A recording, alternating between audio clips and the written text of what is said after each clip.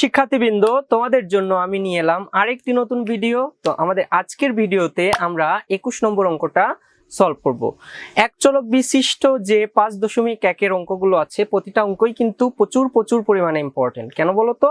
কারণ এই অঙ্কগুলো তোমার যে পরবর্তী আমরা যে জব এক্সাম গুলো দিব তার জন্য কিন্তু প্রচুর পরিমাণে কাজে লাগবে। তো এই অঙ্কটাও কিন্তু সেই রকম একটা অঙ্ক, তো ভালো করে রাখো, পরবর্তীতে তোমাদের কাজে লাগবে। তো চলো শুরু করি আমাদের অঙ্কটা। তো আমাদের অঙ্কটা কি বলছে, একটি লঞ্চে যাত্রী সংখ্যা 47। মনে করো তুমি ঢাকা থেকে বরিশাল যাবা, ঠিক আছে? তো ঢাকা থেকে বরিশাল যাওয়ার সময় ওই একটা লঞ্চে উঠলে, লঞ্চে উঠেই দেখলে যাত্রী সংখ্যা 47 জন। এখন মাথা পিছু কেবিনের ভাড়া, কেবিন মানে কি?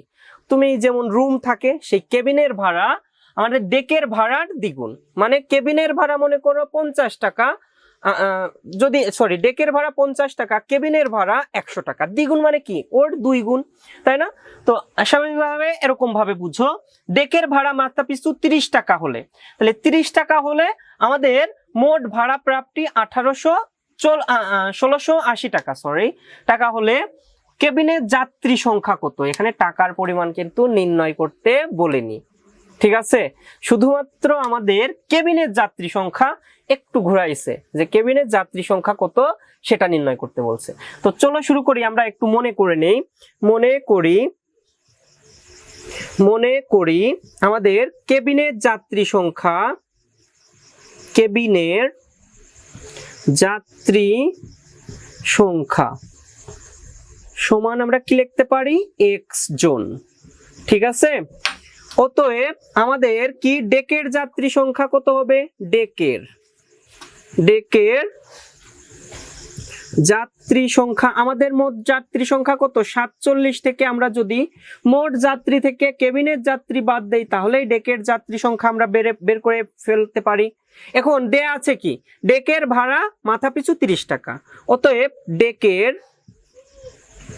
ডেকের মাথা পিছু ভাড়া মানে প্রতি জনের ভাড়া, এক জনের ভাড়া, মাথা পিছু ভাড়া কত টাকা? 30 টাকা।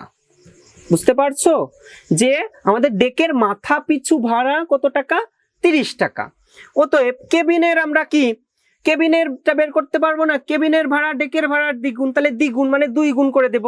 তাহলে কেবিনের ভাড়া, নাকি আমরা কেবিনের ভাড়াটা বের করি, কেবিনের মাথা পিছু ভাড়া, তাহলে 30 গুণ 2, তাহলে কত টাকা? 60 টাকা। এইটুকু ক্লিয়ার কিনা তাই বলো? অবশ্যই সবার ক্লিয়ার, কারণ সোজা কিছু লাইন কিন্তু আমি এখানে অ্যাড করে দিছি। তারপর দেখো আমাদের 60 টাকা। অতএব প্রশ্ন মতে কি লিখতে পারি? আমরা 60, আমরা এখানে কি করতে পারি? 60 কেবিনের মাথা পিছু ভাড়ার সাথে কত জন, কারণ পার পার্সনের সাথে একজন করে যাবে, তাহলে আমরা কেবিনের কতজন ধরছিলাম? 1 জন, তাহলে কেবিনের সাথে x গুণ করি 60x, কারণ তারা কি 60 টাকা করে দিচ্ছে, তাই না? যোগ আমরা এরপর কি করব? আমাদের যে কত টাকা ডেকের কত টাকা? 47 মাইনাস x এর সাথে আমরা 30 গুণ করব, তাহলে 47 মাইনাস x 30 এর সাথে গুণ করে দিব। আশা করি এইটুকু বুঝতে পারছো। মোট কত টাকা হচ্ছে? 1680 টাকা, ঠিক আছে? ভালো করে বুঝো। এইটা হলো আমাদের কিসের ভাড়া? কেবিনের ভাড়া, তার সাথে x গুণ, মানে x টা কত জন, ঠিক আছে? আবার 30 আমাদের 30 টাকা ভাড়া, কতজন? 47 মাইনাস x এর সাথে। ওকে, এখন আমরা একটু ক্যালকুলেশন করি। 60x প্লাস আমরা 30 এর সাথে যদি 47 গুণ করি, 30 গুণ 47, তাহলে 1410 হয়। 1410, ভালো করে বুঝো, মাইনাস 30x ইকুয়াল টু 1680। তাহলে আমরা 60 এর থেকে 30 চলে গেলে কি 30x ইকুয়াল টু, আমরা 1410 ওই পাশে নিয়ে চলে যাই, 1680 মাইনাস 1410। তাহলে আমরা যদি এইটুকু ক্যালকুলেশন করি, তাহলে 30x ইকুয়াল টু 1680 থেকে আমরা 1410 বাদ দিয়ে দিই, 1410, তাহলে কত পাচ্ছি? দেখো 1610 80 মাইনাস 1410, তাহলে কত? 270 পাচ্ছি, 270। এখন যেহেতু এটা গুণ আকারে আছে, ওই পাশে নিয়ে গেলে কি হবে? 270/30 কত? ভাগ 30, তাহলে কত পাচ্ছি? 9। এক্স এর মান কাটাকাটি করলে কিন্তু 9 পাচ্ছি, কারণ কি এই 0 0 কাটা 3 নং 27। তাহলে এক্স কেবিনের যাত্রী সংখ্যা কতজন? 9 জন। তো আমাদের এটাই কিন্তু প্রদত্ত অঙ্কের অ্যান্সার।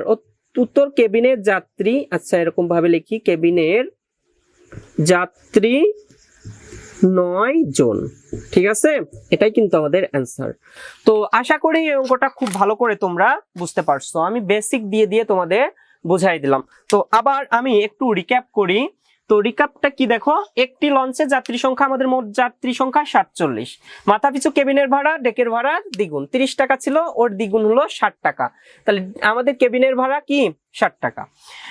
তারপরে দেখো আমাদের এইটুকু বের করার পর আমরা প্রশ্ন মতে 60-র সাথে আমাদের যেহেতু কেবিনের একজন ছিল, একজন গুণ, আবার আমাদের 30 জন ছিল কার সাথে? আমাদের ডেকের সাথে, সেটা গুণ। ঠিক আছে, তো ইকুয়াল টু 1680, মোট ভাড়া প্রাপ্তি টাকা ইকুয়াল টু টাকা লিখে দিছি। ঠিক আছে, তো ক্যালকুলেশন করে আমরা x ইকুয়াল টু 9 বের করছি। তাহলে আমাদের কেবিনের যাত্রী সংখ্যা কতজন? আমাদের 9 জন। তো এটাই প্রদত্ত অঙ্কের উত্তর। যদি অঙ্কটা ভালো লেগে থাকে অবশ্যই অবশ্যই চ্যানেলকে সাবস্ক্রাইব করে রাখো এবং তোমার বন্ধুদের সাথে শেয়ার করে দাও।